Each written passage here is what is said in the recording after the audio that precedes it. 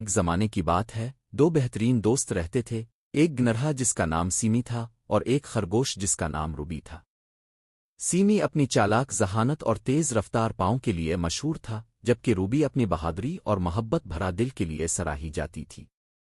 وہ ہر روز ایک ساتھ گزارتے تھے، جنگل میں کھیلتے، راز بانٹتے اور پتوں کی چھتری سے جھانکنے والی نرم دھوپ کا لطف اٹھاتے تھے۔ ایک دھوپ والی صبح جب دوست جنگل کے ایک نئے حصے کی تلاش کر رہے تھے تو انہیں ایک چمکدار ندی ملی۔ اس کے صاف پانی اور ایڈونچر کے وعدے سے خوش ہو کر انہوں نے فیصلہ کیا کہ وہ دیکھیں گے کہ یہ کہاں تک جاتا ہے۔ جیسے ہی وہ جنگل میں گہرائی میں گھومتی ہوئی ندی کی پیروی کرتے رہے، انہوں نے درختوں کے ایک گھنے گروہ کے پیچھے ایک رسلنگ آواز سنی۔ روبی کی دلچسپی فوری طور پر بیدار ہو گئی۔ چلو دیکھتے ہیں یہ کیا ہے، اس نے سیمی سے سرگوشی کی جو احتیاط سے گردوں میں جھانک رہا تھا۔ وہ آہستہ آہستہ کانٹوں کی جھاڑیوں کے گھونسلے میں پھنسے ہوئے ایک چھوٹے پرندے کو تلاش کرنے کے لیے رینگتے رہے۔ یہ اپنے پر بے قابو ہو کر ہلا رہا تھا، واضح طور پر پریشان تھا۔ ایک لمحے کی توقف کے بغیر روبی آگے بڑھی۔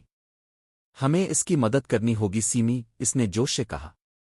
سیمی ہچکچایا۔ وہ جانتا تھا کہ کانٹے خطرناک ہو سکتے ہیں، لیکن وہ روبی کو اکیلا نہیں چھوڑ سکتا تھا۔ چھوٹا پرندہ اپنی ہمت کو جمع کرتے ہوئے وہ اتفاق کر گیا، چلو اسے مل کر کرتے ہیں۔ روبی کے عزم اور سیمی کی چستی کے ساتھ انہوں نے ہم آہنگی سے کام کیا، خوفزدہ پرندے کو اس کے کانٹے دار جال سے آہستہ سے آزاد کیا۔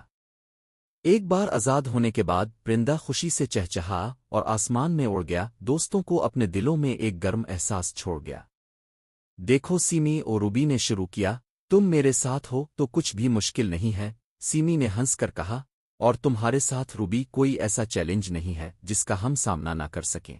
جیسے ہی وہ جنگل کے واقف حصوں کی طرف واپس بڑھے، ان پر ایک سایہ منڈلانے لگا۔ یہ ہک تھا بوڑھا اور بد مزاج ریچھ جو اپنی جھپکی سے جاگا تھا۔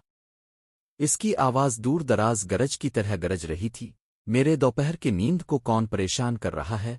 خوفزدہ لیکن مصمم روبی آگے بڑھی، اپنے دوست کا دفاع کرنے کے لیے تیار تھی۔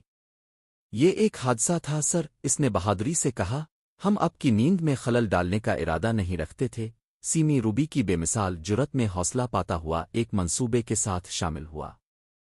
کیسا ہوگا اگر ہم آپ کو ایک نئی جگہ پر سونے کے لیے لے جائیں، ایک پرسکون جگہ پر؟ اس نے تجویز پیش کی۔ بڑے شوق سے ہک نے پیشکش قبول کر لی اور اپنی دلکش ذہانت کے ساتھ سیمی اور روبی اسے ایک خفیہ باغ میں لے گئے جہاں سورج نے زمین پر بالکل صحیح طریقے سے دھبے ڈال دیے۔ خوش ہو کر ہک نے انہیں دانتوں سے مسکراتے ہوئے شکریہ ادا کیا اور پھر سو گیا۔ اپنے ایڈونچرز کے ذریعے سیمی اور روبی نے سچی دوستی کے دل کی دریافت کی، ہمت، چالاکی اور ایک دوسرے کی فکر کا امتزاج۔ انہوں نے محسوس کیا کہ سچے دوست ہمیشہ چیلنجز کا سامنا کرنے کے لیے تیار رہتے ہیں، ایک دوسرے کے تعاون میں طاقت پاتے ہیں۔